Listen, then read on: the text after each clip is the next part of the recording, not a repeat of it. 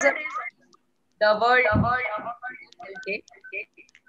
And this World Mental Health Day has been declared, the 10th of October of every year has been declared as the World Mental Health Day by the World Federation for Mental Health since 1990. Because at that time, they have realized that mental health is also a very significant, essential part of the physical health of an individual. And since 1992, this 10th October has been observed as the World Mental Health Day. And every year, a theme is organized to do some awareness programs or to enhance that particular theme in that year. So this year, the theme of our World Mental Health Day is kindness. Kindness, and keeping in view the extraordinary conditions of this 2020, that is the COVID-19 pandemic, this particular theme of kindness becomes more relevant in this present scenario, because we all know the situation we all are facing. It may be the physical conditions, it may be the emotional conditions, it may be the psychological conditions, it may be the social conditions, economic conditions of all the individuals is going through a crisis, we can say, in a sense, in this particular pandemic period. So here in this period, this theme of kindness comes to us as a very important theme to help people around us. Now let us see what happened during this lockdown period for this COVID-19 pandemic era. In the lockdown period, people lost their liveliness. People were alone. They faced loneliness. There was no, sometimes the people who are staying alone, there was no emotional support for them. There was no economic support for some people. If you take the case of the migrated laborers, we have seen the hardships they have faced. So this particular theme of kindness brings out the humanness in an individual. We all are individuals. We all are technologically driven individuals, but we have to retain that humanness in us. And this theme of this year's World Mental Health Day shows us the path to be human again. We should try to help, be kind to the people around us, see the circumstances in which the others are, recognize our own circumstances, and try to understand the circumstances of others around us and try to help them. Show your kindness. It does not mean that you have to give lot of money to the people around us. Money is not only the criteria. Of course, sometimes it is necessary to provide the physical material needs for an individual, but beyond that, we can help or we can show our kindness to people around us. Maybe just talking to them. Talk to the people who are alone over the phone. Now, in this pandemic situation, we are supposed to maintain some social distance. We are not supposed to go out. And there are so many other SOPs which are given to us. But over the phone, you can speak to a child. You can speak to your friend. And in your family itself, you can spend time. Show kindness to your parents, to your spouse, to your children, in whatever way it is possible to do. So this theme, I think, is a very apt one in this particular year, because we are going through very uncertain times. These are the times which we have never faced, and we can't predict what will happen in future. That is the situation right now. And in this pandemic period, where there is a lot of disturbances, we have to take care of our mental health also. Now, what is this mental health actually? Now, when we say mental health, most of the people mean only the mental disorders, wherein that is not the situation. It is not only the absence of mental illness, but also keeping with the, what you say, our behavior, regularly, routinely, in a proper way is also a part of our mental health. So mental health is nothing but the, what you say, conglomeration of all our moods, our thinking, our behavior. So here it comes the, it is the cognitive, physical, cognitive, social, economical, emotional, all these aspects are involved in this mental health. So the first thing to keep our mental health is to take care of our mental health. The first thing which you have to do is we have to take care of our physical well-being. So how to take care of our physical well-being? So here, first of all, we have to see, we have to understand our body, what it needs and how we are treating our body. Treat our body like a temple. Our body is a temple. So if you take our body as a temple or a place of worship, not only temple in that sense, a place of worship, a sacred thing, then definitely we'll take care of it. It may be exercising, it may be, I mean, taking proper food, it may be taking a proper rest, keeping our body away from stress and strain. Too much of stress and strain is also not good for the body, because you know, this body is a part, is a medium through which we express our behavior. So when the body is sick, we don't feel, I don't feel that our behavior will be healthy. And this sick body will create a hurdle in your day-to-day activities, due to which what happens is we may develop psychological problems, starting from frustration. Frustration is a very basic psychological problem, and it begins due to some hurdles which we face in our day-to-day life. A small things, you know, you get up early in the morning and there is some pain in your knee or in your shoulder or somewhere, or a headache, you feel frustrated. You will feel that today we have to do lots and lots of things, and I have this pain. How to go about with that? So we have to take care of our body properly, have food, rest, and keep your body away from strain, and exercising is also very necessary. Now the next part in this is the psychological self.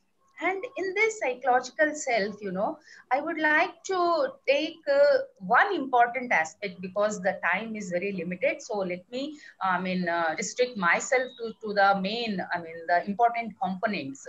The next one in this is the emotional health. We call it as emotional quotient. Here, emotional quotient or the emotional intelligence, wherein we have to recognize our own emotions and the emotions of the others also, the others around us.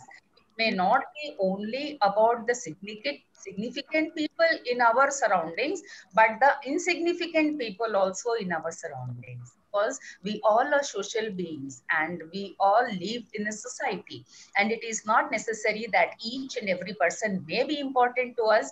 But even though the person is not important to us in our personal way, but the person is also an important aspect or part of the society. So try to understand these emotions. We have to control our emotions, keep some controls. We see nowadays so many problems which we are seeing, so many problems of, say, suicides. We can see murders for small things. We switch on a TV or go through a newspaper. You find people killing each other for very trivial, very frivolous things. Why this is happening is because we are not able to control our emotions. Emotions play a very important role in our part. So it is necessary that we always take care of our emotions. Our emotions should always be adaptive, not disruptive. Disruptive emotions create destruction in the life of an individual.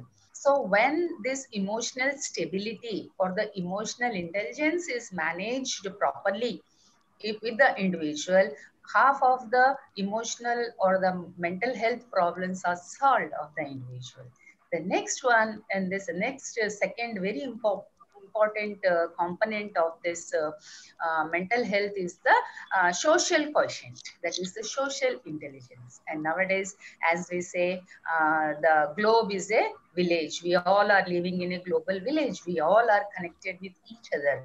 And due to the advancement in this technology, it has been much more connection. So the globe has shrunk. It has just become a village. So here, our emotional intelligence plays an important role in controlling ourselves, wherein the social intelligence plays an important role to how we achieve our goal. Because every individual, every person, they have one certain goal in their life. The goal may be short term or it may be a long term goals, but we all strive to achieve our goals. And for achieving these goals, we live in a society and we achieve these goals also in the society.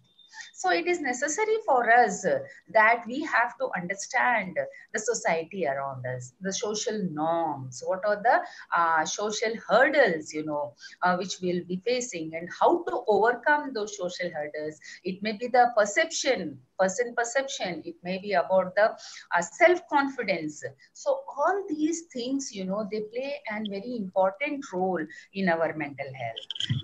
And the last, very important, there are so many components in it, but I am taking only some of the few important ones. And the third one, which I feel is the most important in this present day 21st century, is the spiritual quotient. Spiritual quotient is a very latest entrant into our mental health theories. It was always there in the Indian traditional way of life. Spirituality was always there, but in the theories, because these theories we follow from the Western aspects, this is the latest entrant in these theories. So what does this spiritual intelligence mean? What is this spiritual quotient?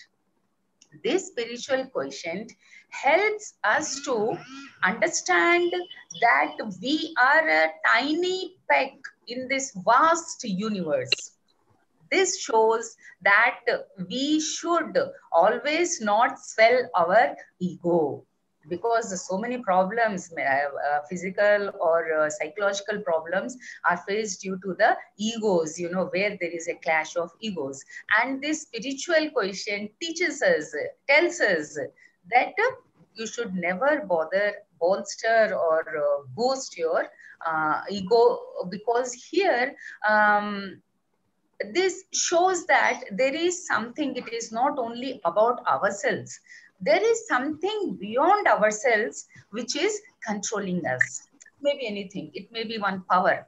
So this power, when we have this understanding of this spirituality, this power helps us to maintain a balance in our lives also. Because, we worry for everything. And in the Indian traditional system, we have this karma siddhanta. So in this karma siddhanta, what is happening, whatever, if something wrong goes with us, we just rationalize that it is my karma, we can't do anything. It has to happen with us. So let me leave it. It will happen, whatever is written in my destiny. So what is happening? This is a defense mechanism.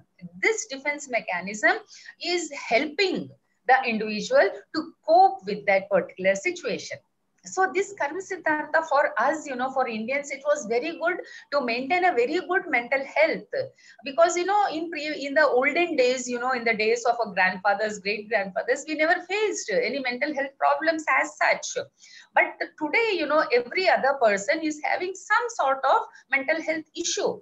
The main reason is we have moved away from that spirituality and we have got into materialism. We want this, we want a TV. If we have a TV, we want a better one. We want a larger one. If we have a house, we want a better one, a larger one, in a posh area. If we have a vehicle, we are not satisfied. We are not contented with that. We are other things. So what is happening? We are giving more importance to this spirituality, and the status has become everything. The prestige has become everything for us. And in this running, what is happening is inside we are becoming very hollow. There is nothing inside us. Everything is on the superficial level. And this superficial level, you know, this creates problems again in the individual. When we are not able to understand things from the right perspective, definitely we will be having this mental health problems. Again, this spirituality, you know, spiritual indulgence takes us on the path of this morality also. It teaches us morality. And this morality also saves us from so many mental disorders. If we follow the right path, I don't think that we will be having any problems as such. It may be physical or it may be mental also. And the larger thing about this leaving apart the individual level, the larger thing about is here we try to understand and we try to feel why we have come here in this world. There is something which we have to contribute to this world.